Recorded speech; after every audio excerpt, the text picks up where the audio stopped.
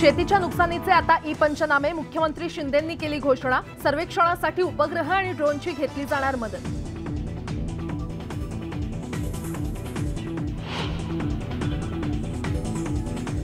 आमदार गुवाहाटीला गेले होते तेव्हा उद्धव ठाकरे अमित शहांना मेसेज करत होते। शिवसेना आमदार संजय गायकवाडांचा दावा।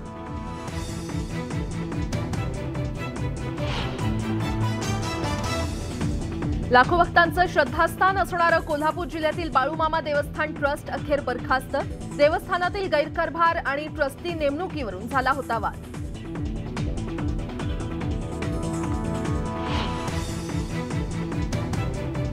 राजाराम साखर कारखाना निवडणुकीसाठी आज मतमोजणी। निकालात कोण मारणार बाजी याकडे लक्ष।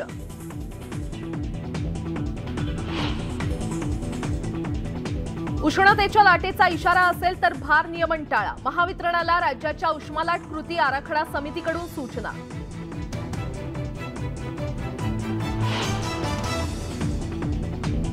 शिक्षण विभागानं बंद केलेल्या सर्वाधिक अनधिकृत शाळा पालघर जिल्ह्यात। ठाण्यातील 15, मुंबई महापालिका क्षेत्रातील 13 शाळांचा समावेश।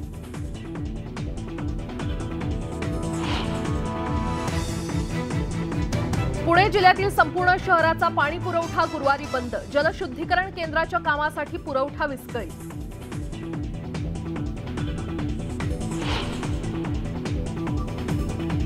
नाशिक जिल्ह्यातील धरण साठा 41%, 29 गावं आणि 10 वाड्यांना टँकरनं पाणी पुरवठा।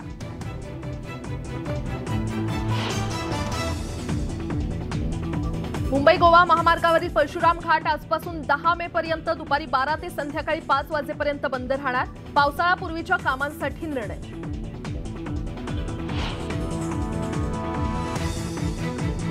समृद्धीवर महिनाभरात 550 वाहनांवर कारवाई। 2257 वाहन चालकांना सक्तीनं समुपदेशन।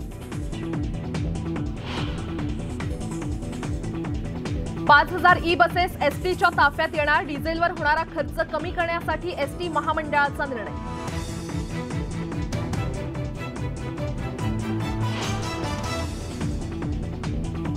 राज्यातील आरटीई प्रवेशाला 8 मे पर्यंत मुदतवाढ। 13,000 विद्यार्थ्यांनीच आतापर्यंत घेतलेत प्रवेश।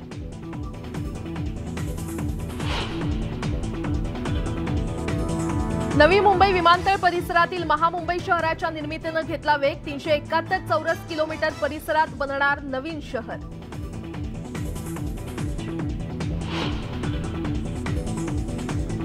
पुणे विद्यापीठातील रॅप सॉंग चित्रीकरण प्रकरणाचा अहवाल आज मिळणार। संबंधितांवर कारवाई होणार असल्याचं कुलगुरूंनी केलं स्पष्ट।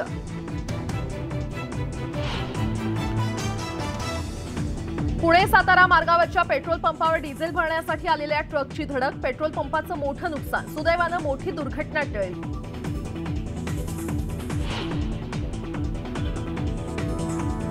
नवी मुंबईच्या एपीएमसी बाजारात हापूस आवक घटल्यानं दरवाढ। प्रतिपेटी 200 ते 500 रुपयांनी महागले हापूस आंबे।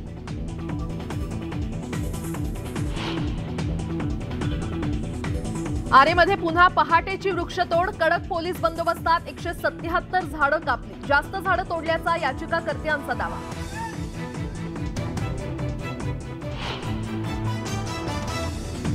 आज केदारनाथ मंदिराचे दरवाजे उघडले। हजारोंच्या संख्येनं भाविकांनी केली गर्दी।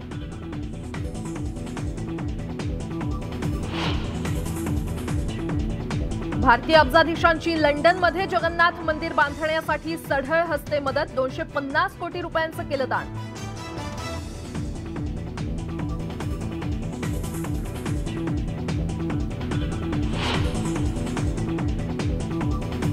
आणि अटीतटीच्या लढतीत दिल्लीचा हैदराबादवर 7 धावांनी विजय। दिल्लीच्या भेदक माऱ्यामुळे हैदराबादचा निसटता पराभव।